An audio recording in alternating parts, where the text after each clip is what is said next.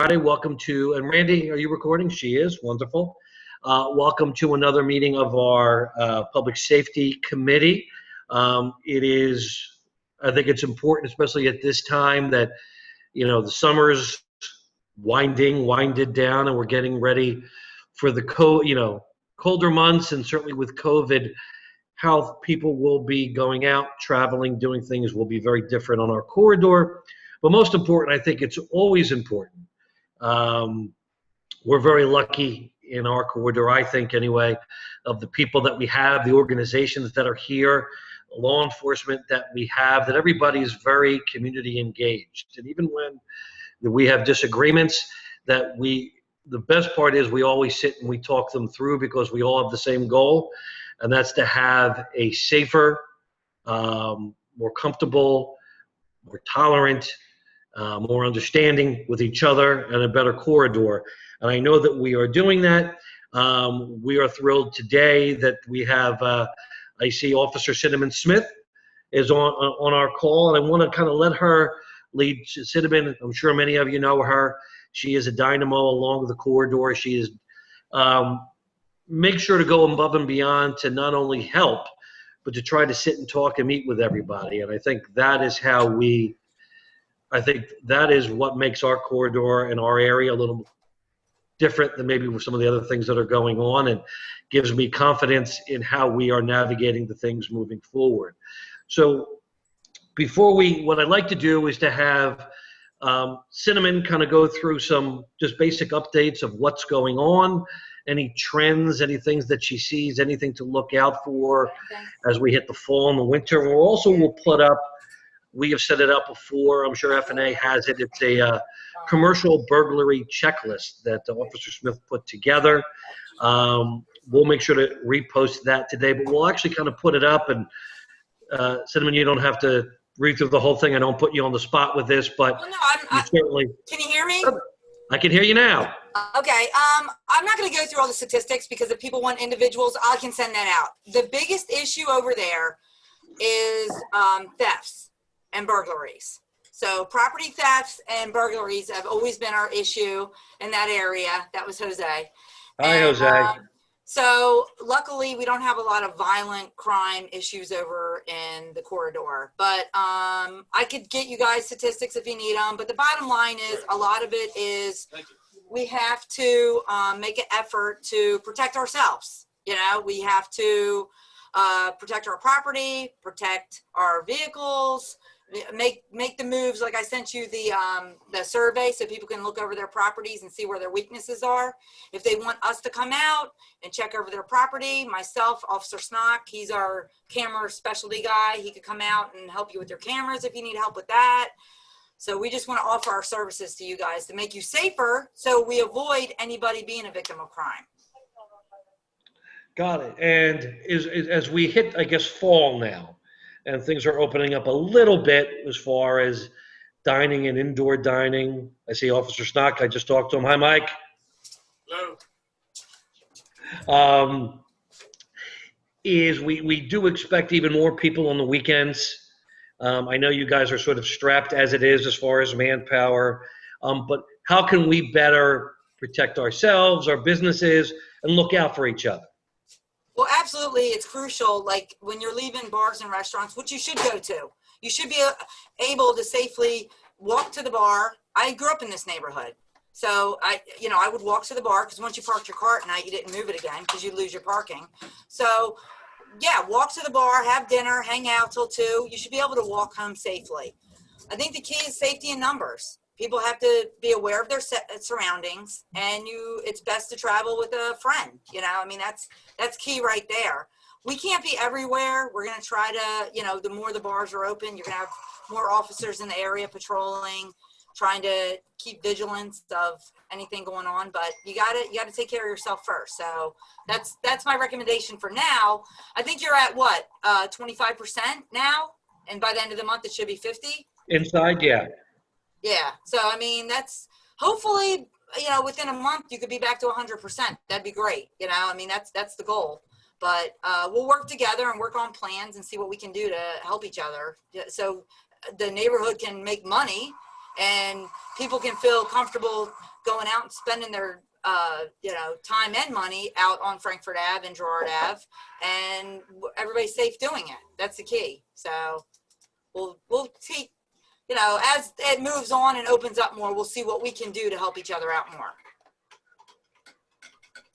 Great, and you guys always are. So I know we had talked before, and we talked with the group before. The bid is actually has 2 grants pending, one with the state, one with Penn Treaty, to install security cameras at different intersections on both Girard and Frankfurt Avenue.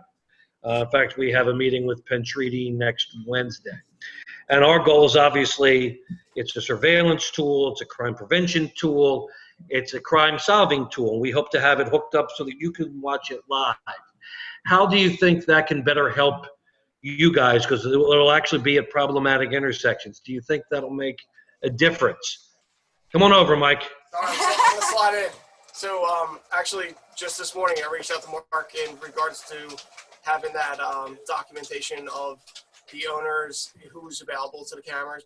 For example, we have an establishment right now I'm trying to get in contact with in regard to a police report. They don't open until 4. Conflicting schedules right now, so we're trying to work things out so I can recover the video for that. That's definitely a major concern for us. Just a point of contact, any information that we have that just to expedite this process, because as of today, it's coming up on the 7-day normal retention period is 7 to 10 days. So I don't want to lose that video that's going to help the complainant out. So any additional cameras for that area, it's crucial for us. I had a question. Contact information on everybody in the bid. That's crucial. I had a question about cameras as well.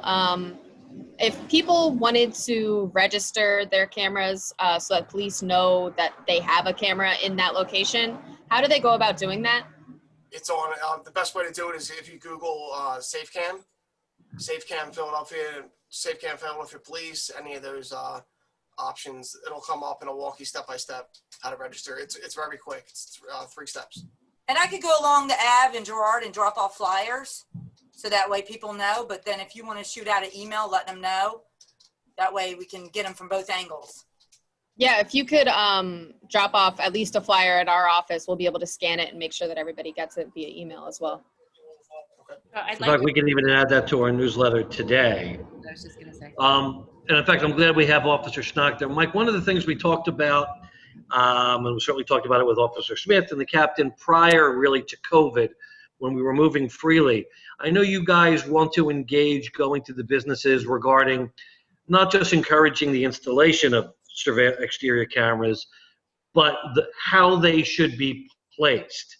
Will that be something that will be, I guess, something to be revisited when things open up a little bit? And is there any helpful pointers that people need to look out for in when they're installing? Yeah, definitely. So one of the major points that you can think about as of right now, and just looking at your cameras, is it posted on an angle? Is it low enough to see a facial recognition to anybody coming in and out? And there's things, if you want to Google, it's called frames per second. So you need to think about, if your doorway, if the camera is angled down and it's only facing your doorstep, you're only going to catch that glimpse of him or her walking by, which is no value to us because it's just going to show that glimpse. However, if it is angled at I would say like a 90-degree angle, just so it's projected outwards, it helps because it shows direction of travel, and then I can continue to walk down Frankfurt Ave or whatever the case may be, just to continue the search of trying to find a better facial recognition for that. But yeah, I would be happy to go and store by store and just to revisit. And also it helps us with the retention period. So I know, for example, this particular business, okay, I now have 7 days as opposed to 10 days, as opposed to a month. So it definitely helps us in the long run.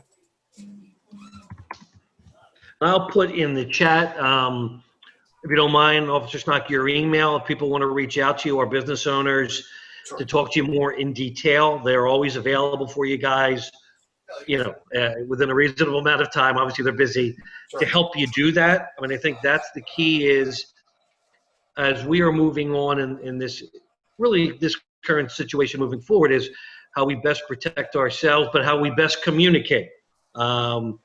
the officers in the 26 are there. Reach out to them. Sure. They'll guide you as best they can, especially that handsome fella who just jumped in there. So I'll put that email. Thanks, guys.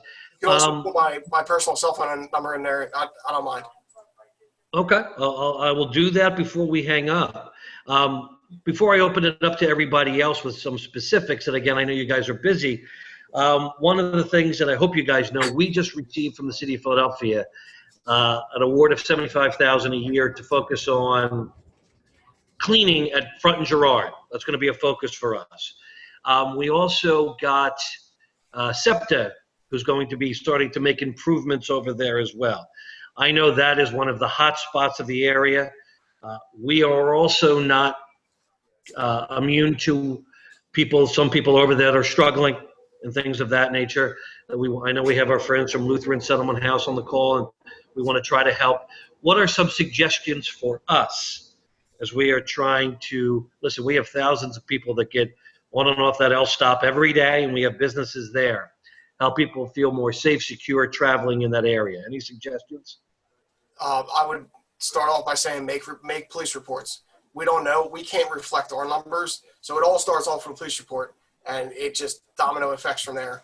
We can't curtail our policing or our target or saturate a particular area, because if we don't have the numbers to back that, and it's like everything else, it's got to make sense. So if we don't have the numbers to say we need a car in this specific area, 2-block radius for an 8-hour period, for a 10-hour period, and so on.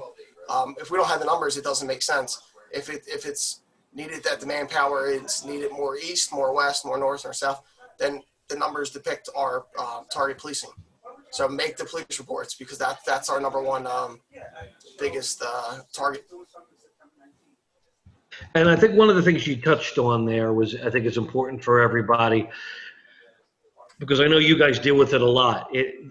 Stress everybody why it's so important to call 911 before even trying to call you guys individually, what the importance of making that report does. Yeah, that just expedites the whole process of police getting to that location. And again, so the ideal would be a phone call to 911, location, direction of travel, and a detailed description of what he or she is wearing, he or she being the offender. That helps the cop responding. It gives an exact, if you're wearing a purple hat, pink shirt, polka dot shorts, it's pretty distinct. So you know what you're looking for as you're responding. And you're giving the officer power to do something, to stop that person. If they have your wallet on them, now I have a reason. Why did I stop the guy with the purple shirt and the pink pants or whatever? Well, because I got that information, and now I can actually, hey, do you have a wallet on you? You know, now I can investigate it. You're giving that officer power to do their job. As opposed to arbitrarily just stopping somebody because they're wearing something that's similar to the flash that was given. Flash being the description. Gotcha. One last question for me, then we'll kind of go one at a time from the group.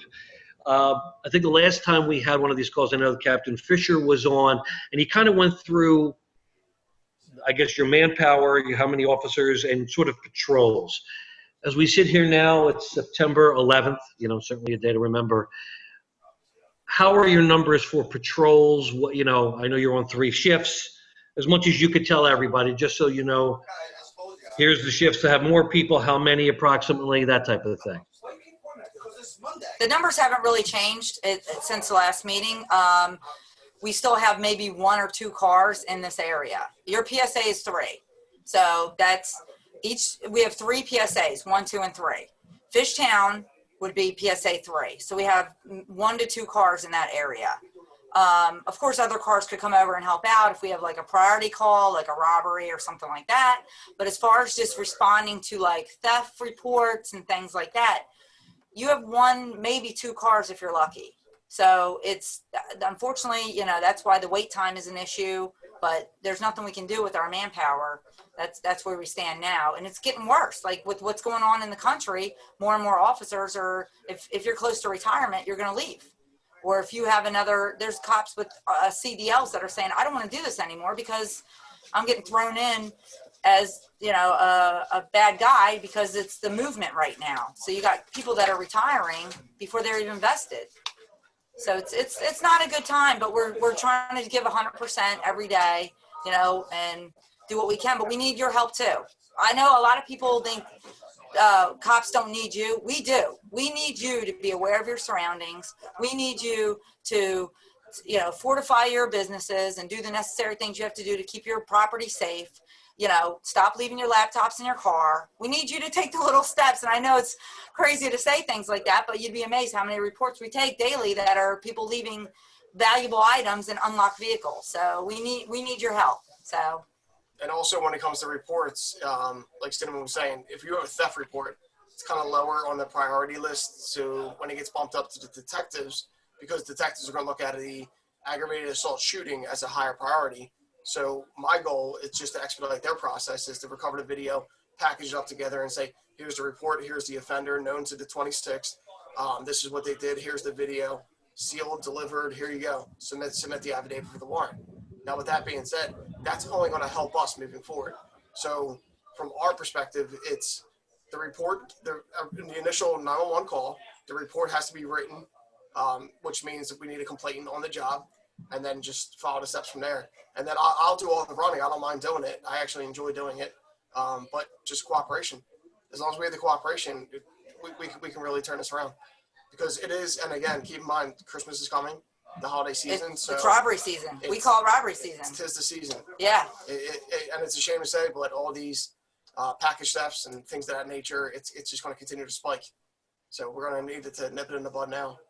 And my job is crime prevention. I want to prevent it from happening. Send your packages to one of these locations and pick it up. Not only that, while you're there, you can spend a couple of dollars at the store. You know, it works out. It's a win-win for everybody. So we want to promote that. Go to these package centers, pick up your packages there, or have it sent to a neighbor who's a stay-at-home mom or whatever. Like I want to avoid it happening, and Snock's going to solve the crime. So we got it all worked out. Trying. Awesome. Well, let me open it up to the group. We'll kind of go one at a time. Raise your hand as you are ready to go. I do want to remind everybody that, you know, we are talking about how we move forward, how we all work together, and how we keep everything safer. So as far as going back to questions about June 1st, that still has not been resolved. So unfortunately, the officers still can't talk about that. So I want to make sure we're talking September 11th. And the things that we can all do together. I think that's the important thing. So, Mark, let's I had one more question, particularly about Front and Girard and our other L stations. Could you kind of go over the differences in the jurisdictions between what you guys do and what SEPTA police do, and where their jurisdiction kind of starts and where you guys pick up? Well, Good actually, SEPTA would handle anything up on the platform. They do come down the steps, and anything street level is considered city property. But we go hand in hand. We work with each other. We get SEPTA reports every day. It's pretty much the same. They have the same arresting powers as we do. So it's definitely good. Are they there regularly, guys? Or do they have people at the location regularly? Yes. SEPTA police? Yes, at every station. And then they have. You know how many are there? That ride. I'm sorry? Do you know how many are assigned there? I don't. Okay. But they're always up on the L platform? Yes, on each platform, at each stop. And one of the things I know that we're doing, we're putting cameras there as well, and they'll be on the lower level, so you guys will have access to that. Okay.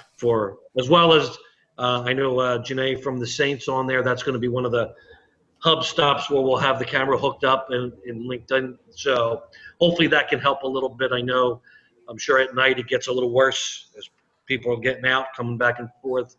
As we talk about actually that location, are there times of day? I think it's sort of obvious, but you know, this is one of those walkable corridors, especially that area, that people need to be more mindful of themselves, their friends, their family when they're walking around. It's hard to say a specific time. Obviously, it is the closest stop to the Goldman Clinic at 8th and Girard for the methadone. So we do see it, you know, basically filtering from 8th and Girard to Front and Girard. So you do got to be mindful of not narcotics, narcotic sales. We do have teams set up for surveillance for those areas, different days and times. We like to fluctuate just to keep them guessing. But there is no specific time. At least I don't see a pattern. There's no robberies, gunpoint robberies, or anything of that nature. But again, like Officer Smith said, you have to be aware of your surroundings. Definitely travel in groups and just be aware, and definitely make that report. Definitely call 911 at all times. Got it.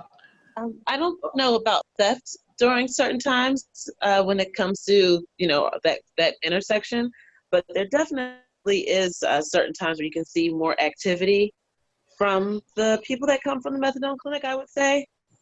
Specifically like earlier in the morning and then kind of Midday. in the midday. Yeah. Like that's when it's the most active for sure. So if you could tell people to be aware during those times when you're like heading to work or something, Sure. that would probably be beneficial.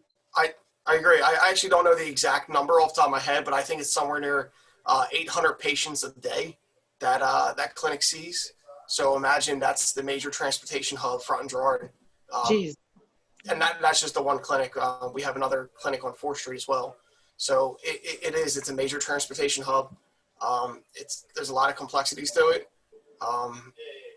Yeah, we're trying our best. We have 2 bike officers out there every day. But again, they're being pulled to go downtown for various reasons. But it's something that we're looking into as well. But again, the camera system definitely helps.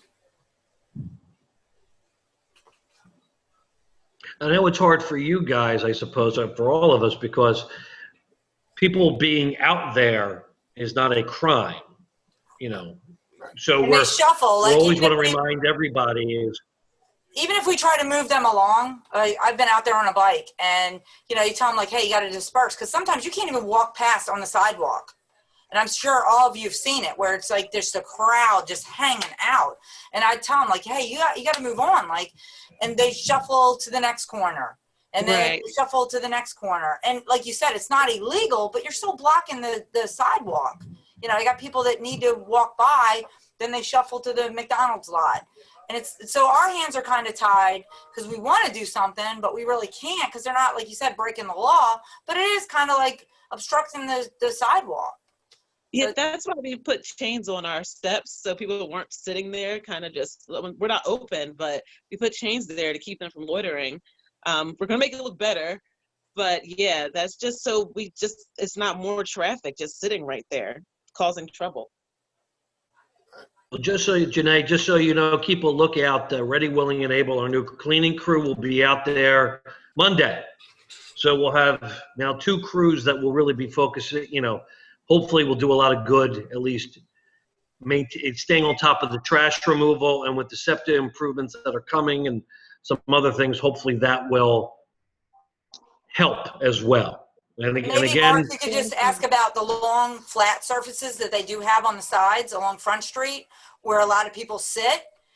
I know down in Center City, they have like those pigeon forks along, Center City where you can't sit anywhere. So maybe they could look into doing something like that where they have, so the people can't just sit and loiter for hours. So Okay. something like that we could look into.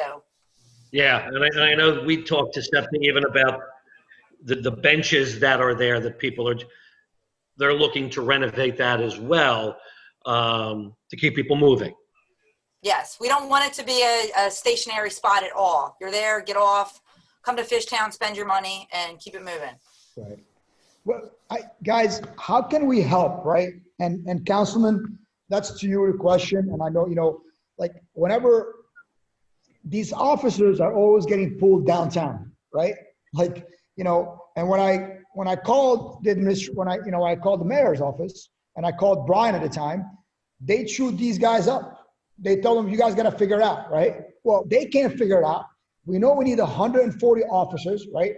And like when we asked these guys about 8 months ago, how many officers they need to take care of the whole district, said they need 140. We only have right now, at the time, they only had 110. And then 20 of them are out on sick leave. So they're working with 90 officers. I don't know how many officers they're working with right now. So how can we stop that from happening over and over, right? I know downtown is the jewel of Philadelphia. We got to take care of it, right? But, you know, is that a budget thing? Well, I don't know if you've been around lately. There's a big defund the police thing going on Yeah. out there, and you know, it's a real challenge, honestly. And you know, I don't really think the people really are talking about defunding the police. Some people are. I mean, the extremes are, but I think it's about reallocating funds. And you know, if you talk with the police officers, they have to do jobs that they really shouldn't be doing. And we have to take those jobs off them so that they can do the job, which is policing, which they're supposed to be doing. I mean, I just got a call, and I mentioned to someone of our other calls, there was an L&I issue with a cease operation, an L&I. So we call L&I to go do that, and they say, oh, the cops have to do it. Well, that's part of the problem. Like, we're sending police officers out to do things that L&I should be doing, and yet the police have to go with them to do that. And so, I mean, we need to really work with this. We're trying to work with the new managing director right now and the police commissioner to see how we can best allocate resources to, you know, increase. We were close to our complement at one time as 6,500 police officers. I don't know if we're there. We've lost several of them. We have a lot out sick and some hurt. You know, the department has been strained by a lot of the unrest and what has happened. But that unrest hasn't just happened in Center City. We were sending police officers out to West Philly, you know, into other areas when they were having large unrest areas that were really depleting our other neighborhood services. And we saw the results of that, right? So it is a major challenge right now. We as council members have been hearing that from a lot of our local districts that we deal with. And they all have been getting resource pulled from them to go to other areas. You know, now we have this encampment thing up in the Parkway. As they decide on what they're going to do with that, they were pulling some resources from different districts to go up to the Parkway, and that leaves us with less manpower in our neighborhoods. You know, it's just a great challenge, but I'm a big advocate of leaving our resources in our communities. Obviously, if you have a big situation where there's going to be a large protest,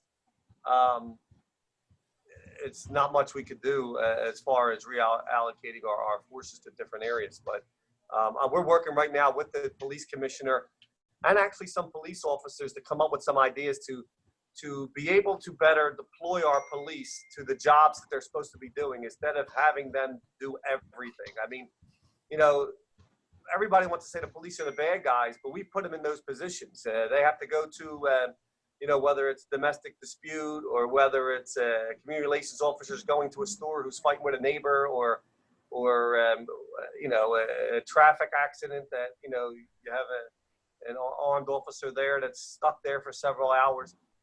You know, maybe all these things can be figured out so we could do a better job of deployment. And the city has come up with they're called safety ambassadors that the council has passed that are going to be having not police powers, but like ticketing powers, quality of life issues, sanitation, littering, you know, to be able to direct traffic and some of these other things that we hope that they're unarmed, but they have the ability to write citations or minimal CVNs. That will relieve some of those jobs from the police, and then to have them to be able to do the job that we need them to do on some of the crime issues. And we hope by doing that, that also builds a better trust with the communities and things like that. So, I mean, we're all working toward that. This is not an easy process right now. It's not easy to be a cop right now. If you talk to these folks right now, it's you know, there's some cops I spoke to don't want to do anything because if they do something, they may get fired. We have to change that mindset on both sides. We can't look at every police officer as somebody who's committing a crime, and we got to make sure that when police are doing their job, that they're supported by the community. I know in a lot of my communities, they tell me, don't you take police out of our neighborhood, you know? So, you know, we're hearing all that, and I think adjustments will be made. They're not going to be made tomorrow. You know, we have a police union that we need to work with, and as the new contracts are being brought up, certain things will be added and or subtracted. So these challenges will present it. But I think we're in a space now where everybody's working together toward a positive solution. Again, the administration sort of runs the police department through the commissioner's office, and they have authority to do that. But I think if we deploy our people properly and we don't put police in bad positions with the community and even put themselves in bad positions, I think we'll be a lot better off. And, anytime that is an issue, and even the people who want to get rid of the police, as soon as there's a problem, who do you call? You call 911 and you're waiting for a police officer to come. So everybody knows we need them and we need more of them. We need to really invest in the department, whether it's with training. But I think the main thing we need to do is take some of the burden off the current officers that are actually doing everything. And even if you're calling them for sanitation issues or people are doing things within the construction field and the barricades aren't correct, and you want the police officers to go down there and check on that stuff should all be done by other folks. And that would hopefully free up our police officers to do what we need them to do and what they do best and what they're trained to do. So it's a work in progress. I don't have an exact answer to say, the 26th district is going to keep every officer that they have in there forever. Sometimes we in the 26th need additional resources. We needed them at certain times in the summer where we pulled officers from other sites to come into our district. So it's a challenge. That's not going to change. But I think if we make good positive efforts to work with the department and with the communities, I think you'll start to see a better rapport. I mean, we have police on detail now that's overtime just on ATVs and motorbikes. It's a challenge. What happened is the more we allow people to commit crimes or be lawless, the more they're empowered to do that. We have police dealing with the opioid and homeless situations. They're out there dealing with those things. And, you talk about Front and Girard and with our methadone clinics and how the reason why that hub is so active, maybe that's something that could be done through other resources and other ways. To me, though, a crime is still a crime no matter who's committing it. And if it is a crime, we need to call 911 and we need to have the police involved. And, we can't look at crimes depending on who's doing it and why they're doing it. If it's a crime, it's a crime. We need to report it. We need to react to it. The other issues, if we're dealing with mental health issues or addiction issues, we should have homeless issues. We should have homeless services. We should have mental health out there. We should have people out there who could treat those people. And then at the end of the day, they're always going to say, we need a police officer to go with us. And that ends up deteriorating some of our resources. I know I'm speaking a lot, but there's a lot of things that this involves, and it's not an easy fix. But I think, hopefully we could use this opportunity as a chance to make positive changes so that we can, put the police where they're most needed. Councilman, one question, I guess, to kind of piggyback off of that, if I could make you mentioned about the community service representatives. I know Center City District has something like that, and that's one of the things we're looking into next year as a way to help with community policing, but also take the burden off of certain matters that they're not police matters that police are being called on. And we're looking into, having some people out there, they're in their Fishtown District shirt, they have the walkie-talkie, and their job is, they're almost like a concierge. They're there to help patrons find where they want to go, have a check-in, a constant contact for our stakeholders to see what's going on, and also to be able, they're not to intervene when they see something, to report it, whether it's helping to call 911 or we're calling LNI or we're calling homeless services. Is that something that you think that the city, and I know now's not the good time to talk about any funding, but maybe some contribution We'll for make at the least. state pay for that. We'll make Mary, since they don't have any money either, we'll make the state pay for that. Yeah, I know Mary's on. I was going to get to her in a minute. He's trying to unmute. We But don't maybe need money. for our commercial corridors, maybe to help do something like that, because that can make a difference. And listen, everything is to be collaborative, right? They're working with businesses, with police. We're lucky that we have Lutheran Settlement House that does such outstanding work that can help with some of these issues. So I know that's putting you on the spot that the answer can't be, well, of course. No. Listen, we're already doing that. I agree. I mean, if you're looking at, even with cleaning, like you're saying, how can we help with cleaning? Commerce has this grant program that you guys have applied for and received a grant to do some of that cleaning. Cleaning and lighting is part of security, right? All these things help.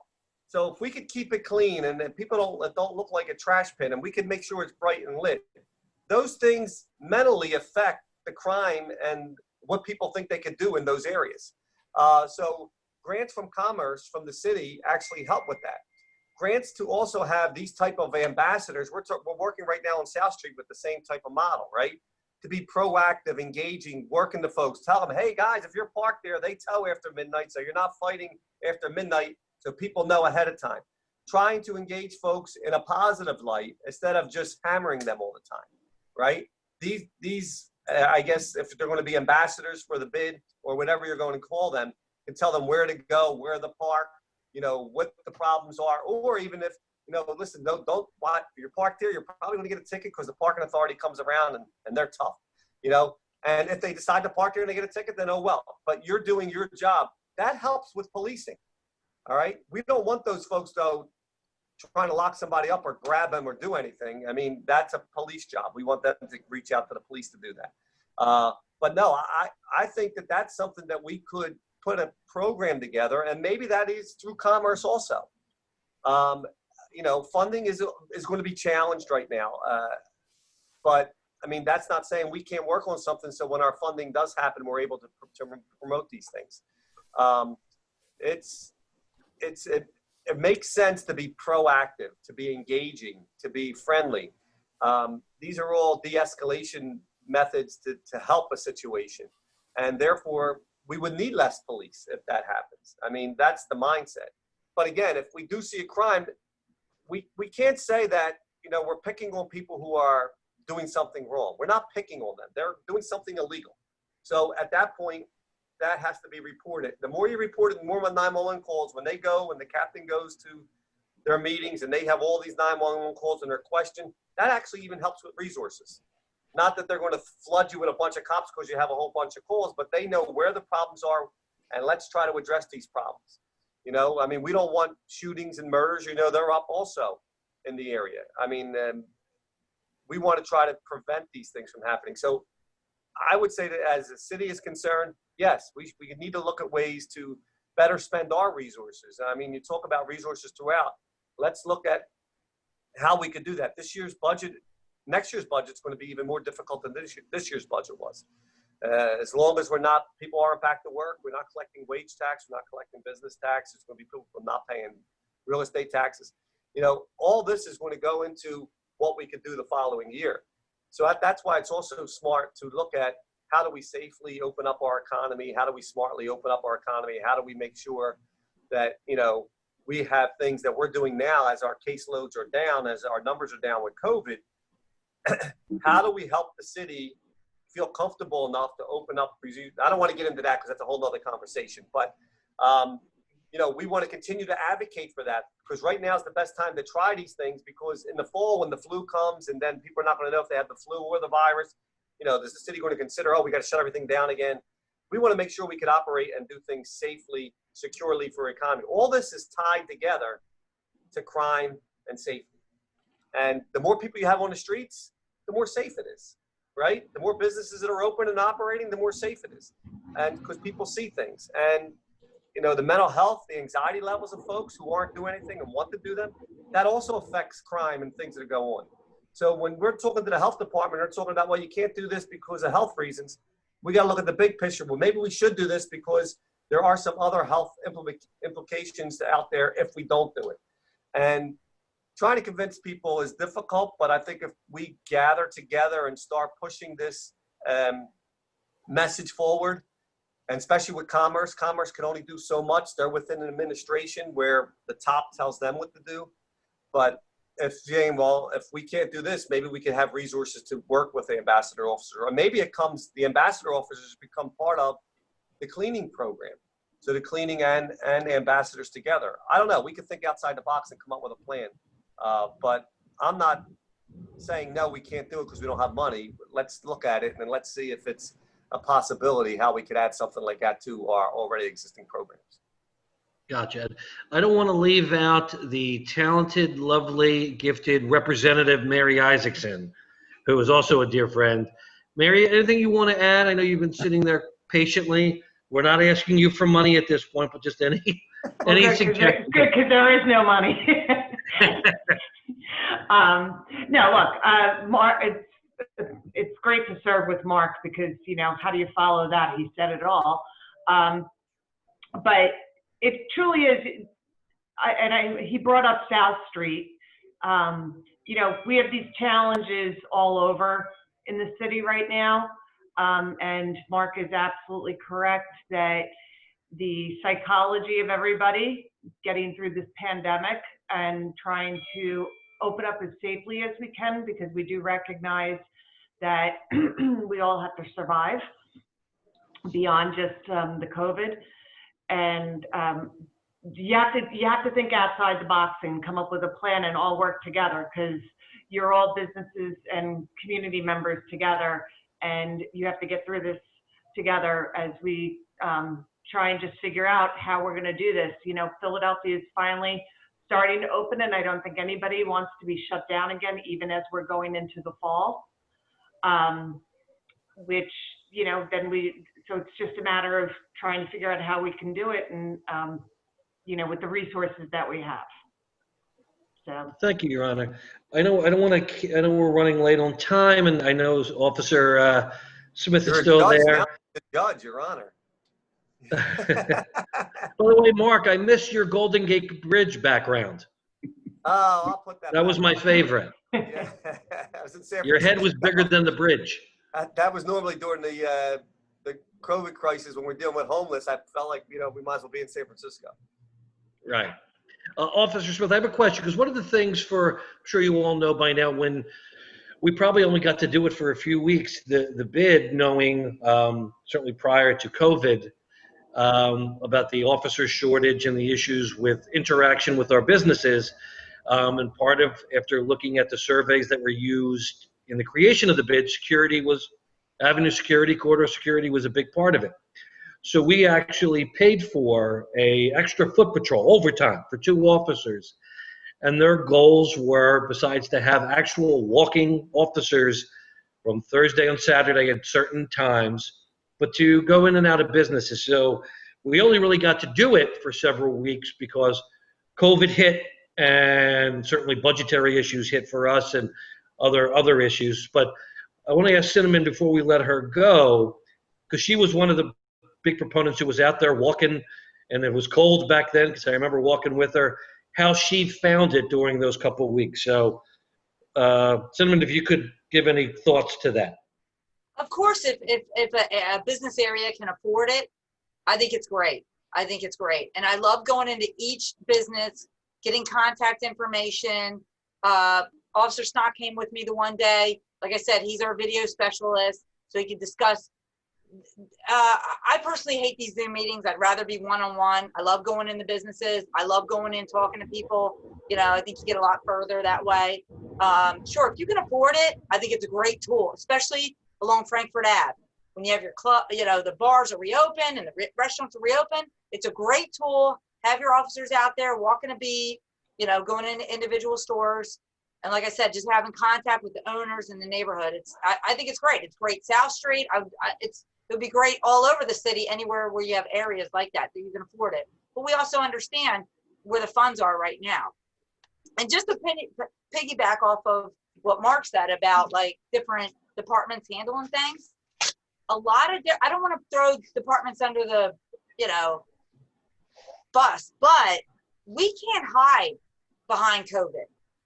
The police department can't hide. You call 911, we're coming out. We might take a little longer, but we're coming out.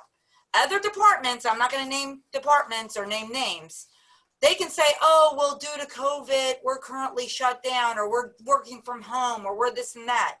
We're not. Nothing changed for us.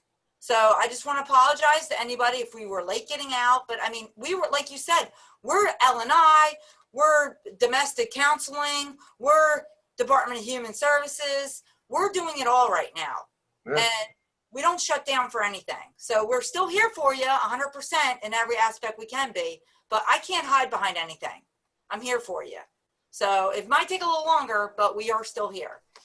And one of the things we urge all our constituents, and I know FNA also pushes this, we want to be advocates for everybody. So when quality of life issues come in, we would almost prefer, not when they're crimes, but if it's like you said, like Officer Smith said, if it's something for L&I or CLIP, call us so we can reach out to those departments and not inundate the police with more calls that they shouldn't get, because it actually delays things. So we urge you to do that. We only have about 10 minutes, and I want to make sure those who had questions have a chance to ask them. So anybody have anything? Now's the time.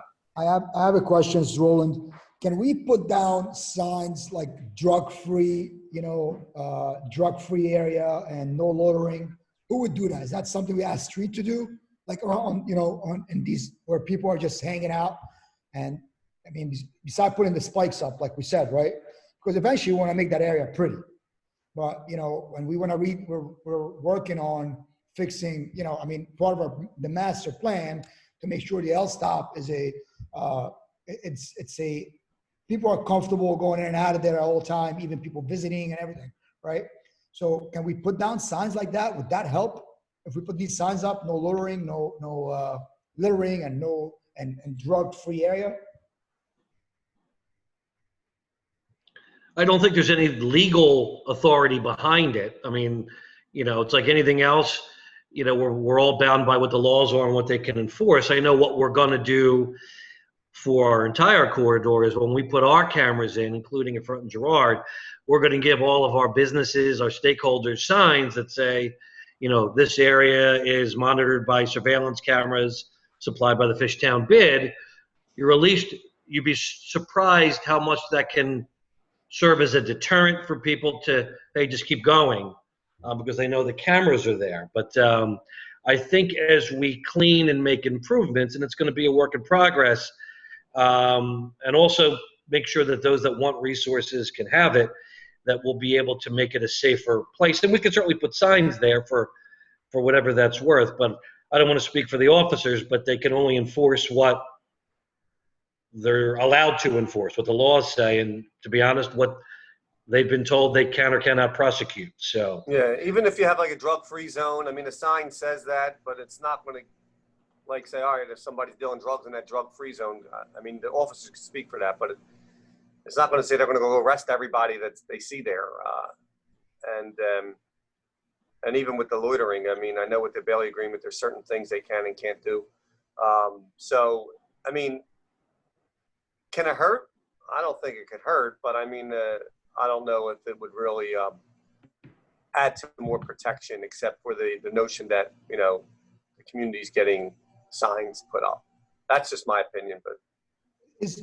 Is that true that if you put a drug-free zone because of schools, right? If you put that there and somebody get caught with drugs, the sentence are harsher? Is that in the suburbs?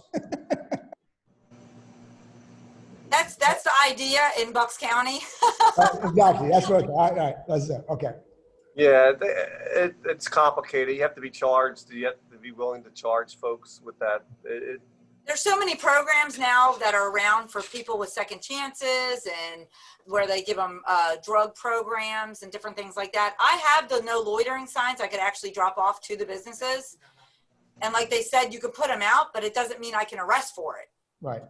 I can't stop you. I can't arrest you. But maybe if it deters anything, I could give you, where you support the police department, where you don't want anybody loitering at your businesses. Sure, I can give you those signs, but it doesn't mean that I can enforce it. I'm talking more about the stops of Front and Girard. That's what I'm talking about. That area there, So the cow. Yeah, but it's, And if maybe, I could jump in, and certainly the officers can correct me. There's certain, listen, it's like anything else. If they observe a crime, they have to observe it to make an arrest, or there has to be a witness to something. And then depending on drug crimes, there's so many different, not just programs, which are great to help, but there's certain things they know they are or not prosecuting, which is a decision above them, meaning they have to see a sale go on. So I agree with the councilman. The signs can't hurt. And certainly I think it's a positive step to show that the business owners, the community as a whole wants this to be a safer area. But I think it just comes down to, like anything else, is what can or cannot be enforced.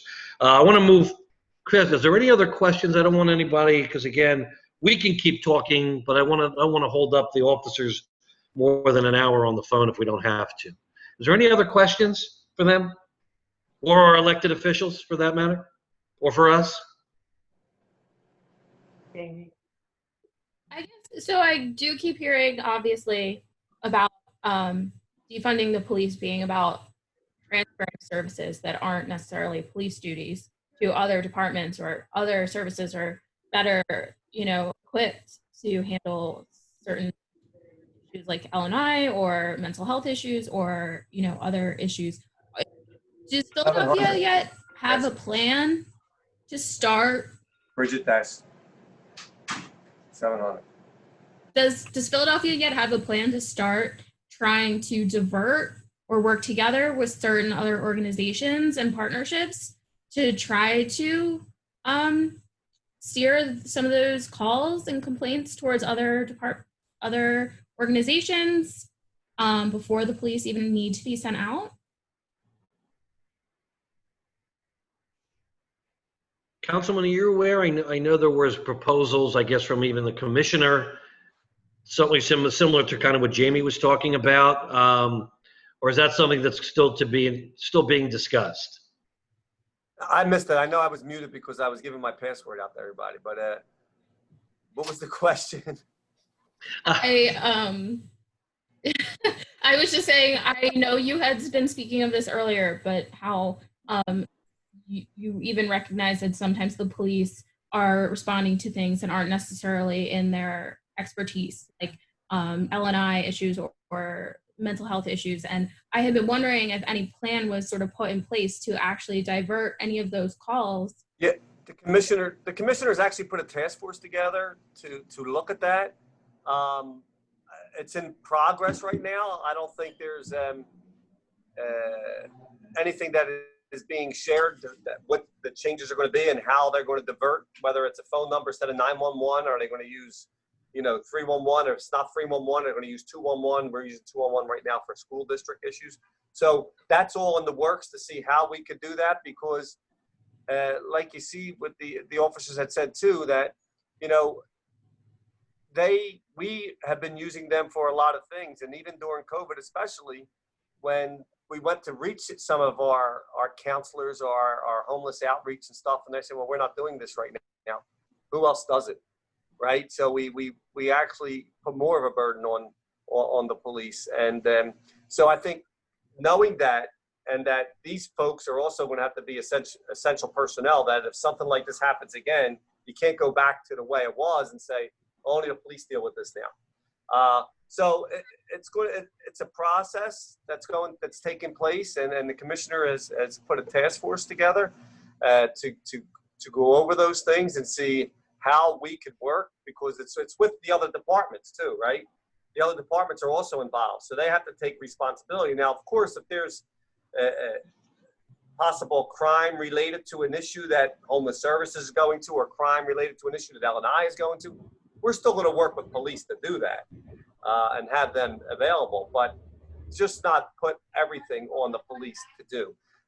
So that you're not going to see that next week, and we're not even going to know what that is, how that is going to operate until probably closer to the end of the year.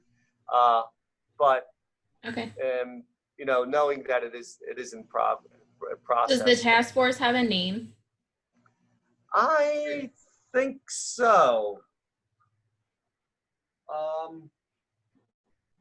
Let me look that up, and you can ask more questions. Well, the councilman is looking. Do we have any other questions, especially for Officer Snock and Officer Smith?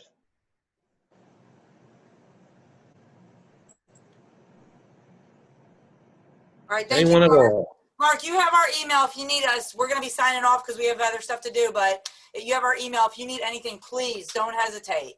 We're here for you guys, and I'll be out and about. I'll drop off the Safe Cam flyer so we can get all those cameras registered.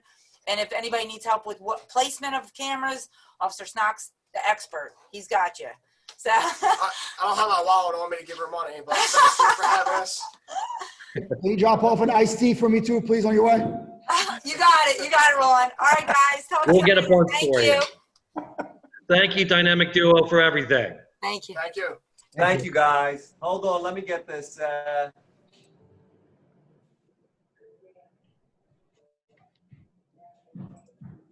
This is why you have Sean McMonagle, Councilman. Yeah. I know his honor's hiding on the call here. Watch it. How are you, buddy? Police Steering Committee is all I see. So I don't know what the official name is, but it's referred to as insight to the Police Steering Committee efforts. So I don't know what its official name. That's what I have now. I know it's in effect. I am meeting with the commissioner to get better details on that and to see who all is involved in it. So I'll know some more information hopefully by the end of the month. But it is something that, you know, the police are actively involved in, and even some of their officers are actively involved in what possible changes. And then we're supposedly having all the departments, whether it's homeless services, L&I, streets department, all these other, to see how we could pull things, reallocate resources, how we could, you know, reallocate job duties and things like that. And I think it'll be very beneficial at the end, because it's true. I know people don't want to say it, but police are pulled to so many different things at different times. And when you see a priority list, you know, they might not get to you for 2 hours, even if you're in a car accident, because they're doing all these other things. And some of these other things, they don't really even need to be bothered with. But once they're involved in it, they have to stay there. So hopefully these changes will help. That's the goal. And I think it also will help knowing that, you know, the city is taking this seriously. And, you know, and Mark has said it earlier, the only way to do this is by all of us working together. You know, we all want to promote safety. Nobody's for police brutality. You know, we want to be able to make sure that the people who are doing the right thing are supported, and the people doing the wrong thing are addressed appropriately. Whether that's police officer, politicians, bid leaders, or police officers. You know, it doesn't matter. And, you know, a crime is a crime, and we should make sure that is addressed that way. So I think if we could build that trust with the community members and with the city in general, I think we're on a better footing. But there's still a lot of challenges that we need to address to move this forward. Thank you, Councilman. And I think now's as good a time to end, though I want to tell all our committee members, I do want to make sure, and Kay will reach out to you shortly. I know there's information that we all want to discuss and decipher, and then also talk about, as a committee, things that we want to plan to continue our goal of not just collaboration on making people feel both physically and socially safer, but how to take data into concept to do that.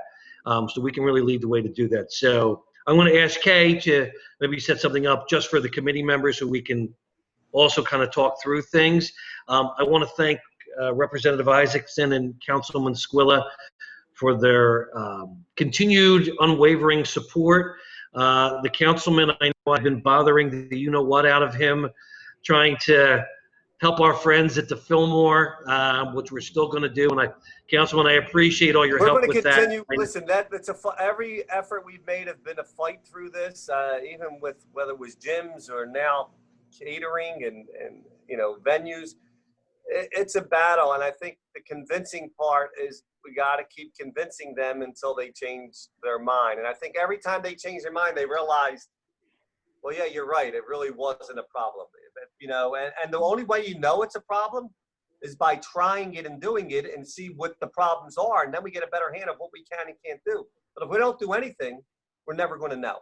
So I'm a big advocate for trying things. And that's probably why I get in a lot of trouble, because not everything works properly. But let's try it and see if it works, and you take it on the chin if it doesn't, and then you move on to try to make it better. But that's the only way you learn. Yeah, I mean, and I think, listen, Councilman and Representative, you've known me for long before I got here. And when I listen, I take what we do personally. I know Kay does, I know Randy does. And we see how businesses all over, but especially, here are maybe struggling to deal with COVID. And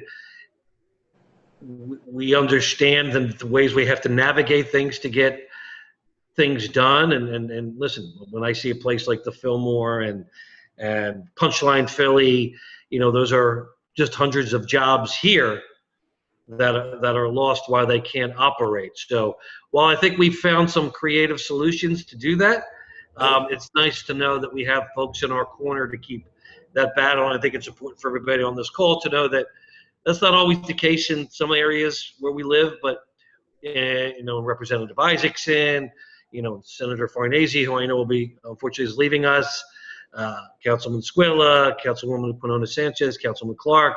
We have people that really do try to go to bat for us. So I want to thank you guys for all of that. One last thing. We're also a big believer in not just, it's more important to do and be involved. We are working with the 26th District and Rivers Casino. Is the Honorable Emily Donez. I want to unmute her. This is her baby. We're happy to be part of it, and we want you all to join us. The information's in the comments, but Emily, you want to say a few words about it? If you're still there? She's muted. Where's the unmute, Emily? There she I goes. got it. I'm here with my office manager. He's sleeping on the job right now. Yeah, Mark and I spent a lot of time this summer about people were talking the talk and not walking the walk, and people were keyboard warriors but not actually showing up. And we wanted to give people an opportunity to give back in a positive way and heal in a positive way. That's more than just holding up a sign. So we are going to be in Kensington on Saturday, September 26th. It's the week of the International Day of Peace.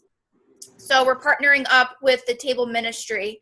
No particular religious sect affiliation, just a day of peace and having prayer in our heart or whatever is comfortable for you and what you believe in. But we're also going to be cleaning up that portion of Kensington Ave, one of the hardest hit areas along the avenue. So from 10 to 12, we're going to have a cleanup. We're going to have a moment of peace.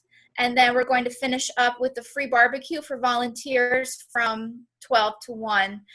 What's nice about this area at 2501 is that we can use the Sankofa Charter School parking lot.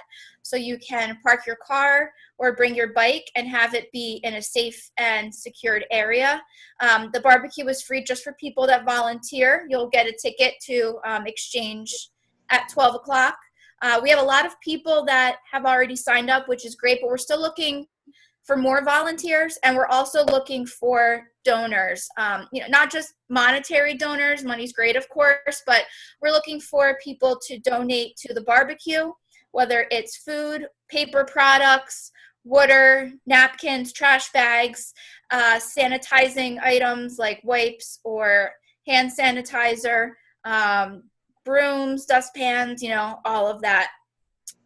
We've done it in the past and it's been really successful, but we want to encourage everybody on this call and your networks to come out. And we thought if Rivers, the bid, and the district join forces, it's a collective effort and showing that we all are still collaborating, that we're having conversations together, and we're working together to help one of the hardest hit areas in the city. So if you'd like to come, you can email myself, Mark, or Cinnamon and let us know how many people are coming. And we'll send out the flyer. Thanks, Emily, because you were certainly the one that spearheaded this. And I think the important part, I know for us as a district, as a staff, as a board, this is only the start. We want to continue doing things all together. That again, we're stepping up in action, not just in word, to unify, help, assist. I urge you all to get there, because for those who know me know that doing manual labor is something I've been allergic to my whole life, but you will see it that day. But it won't be the only time. In fact, I think Matt is on the call, and he watched me stand by as and another person lifted trash and a sofa onto a trash truck as I supervised. So, but it's a great thing to be part of, and we're so very thrilled to be part of it. So thanks, Sam. Jamie wants to say something. I was going to say, if you guys want to come raid our closet, come on by and take some trash bags and stuff. We're not using them. Yeah, Jamie. I just also wanted to say that the FNA is also planning on cleanup for this month for just like the Fishtown neighborhood. It's going to be very socially distant. People can get supplies from FNA and then go clean their own sort of blocks and spaces.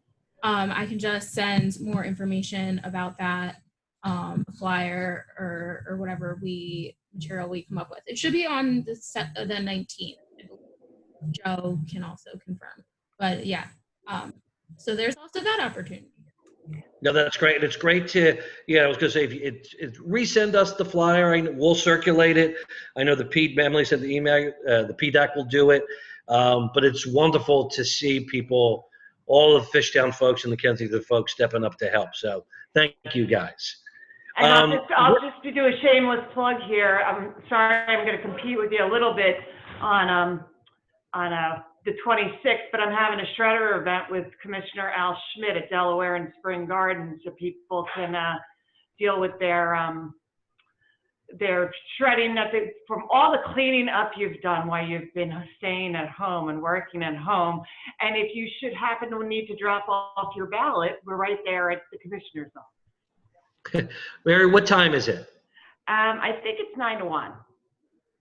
Mayor, can you? We'll make sure to circulate that. I know it's on Facebook. Yeah, send it over. We'll promote it too. We'll get everything. Okay. I mean, is it shredding just paper, or is it in electronics too? Okay. Is it just paper or electronics? No, it's just paper, I think. Paper. Okay.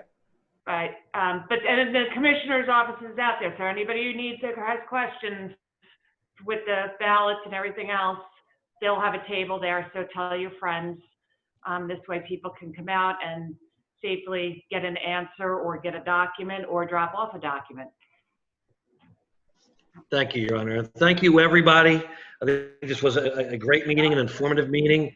Again, Kay will be reaching out to the committee so that we can talk amongst ourselves to take this information and talk about putting ideas into action. So we look forward to that. Have a great and safe weekend, and thanks for all you all do for us. Mark, may I say something really fast? I'm sorry. This is Janae. Another shameless plug. I'm having a census event just to get more Philadelphians out to do the census since the numbers are so low. We're having one tomorrow at 11 to 2:30 right outside the Saint. So if you tell them to come on by if they haven't completed their census. Great, and these are not shameless plugs at all. We always like to help those that are doing things to help the community. So thanks, Janae. Again, it's tomorrow at the Saint, right at that front in Girard. What time again? From 11 to 2:30. Awesome. We'll and have I people guess out there with machines. And I guess if anybody wants to have some fun, football season is upon us. One of my favorites. Sunday, we're happy to have made a connection that right at Goose Island, they will be hosting the Inside the Birds, quote unquote, tailgate and game watching. You have to make a reservation for a table. A wall will be socially distant.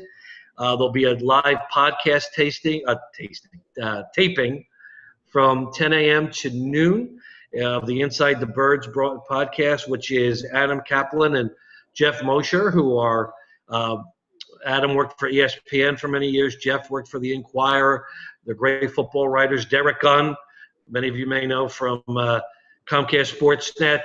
and former Eagle Trey Thomas. So everything will be safe. Everything will be all pursuant to guidelines. But I think it's a great way to kick off the season, and it's wonderful to be able to help one of our businesses. So that'll be Sunday from 10 to noon. I hope any of you football fans will stop by. I know, Matt, you will be busy setting up for a podcast taping that evening of, you want to tell us who? Gladys Knight and? It's a lie, Patty LaBelle. Yeah, no, we have a streaming event at 8 p.m.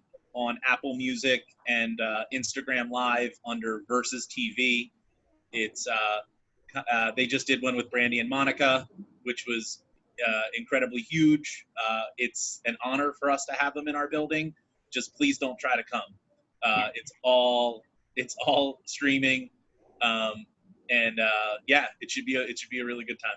We're looking forward to it. And also to give Matt another shameless plug that, because one of the things about Live Nation and certainly Matt and the Fillmore and the Punchline, they're also very community active and interested in wanting to help. And though the official release is not out, I know that we can confirm that the Fillmore is now going to be a polling place for the general election and moving forward. So Matt, thanks to you guys for stepping up and wanting to do that, and certainly it's going to make it more accessible for people in our area, should they wish to do that, to come vote in person and live, to have a safe, socially distant way to do that. So thank you all. Are there any other shameless plugs we're doing that? One more shameless plug. The FNA's mutual aid program is still running. We're still giving up to $100 in grocery aid and pharmacy aid, and also, Riverwards has started doing a really nice produce donation with us weekly. So people can still get help with delivery of their groceries if needed, delivery. So definitely, I'm going to put it in the chat, but direct people, please, to help.fishtown.org. They still need any help. Thanks, Jamie, and thanks for FNA for all you guys do in doing that. I think what's wonderful is we're seeing here the last 15 minutes or more is how much people do and want to do to try to help, not just during COVID, but all year round. So again, thanks everybody. We're at 12:16. So I appreciate everybody's help and have a great day, guys.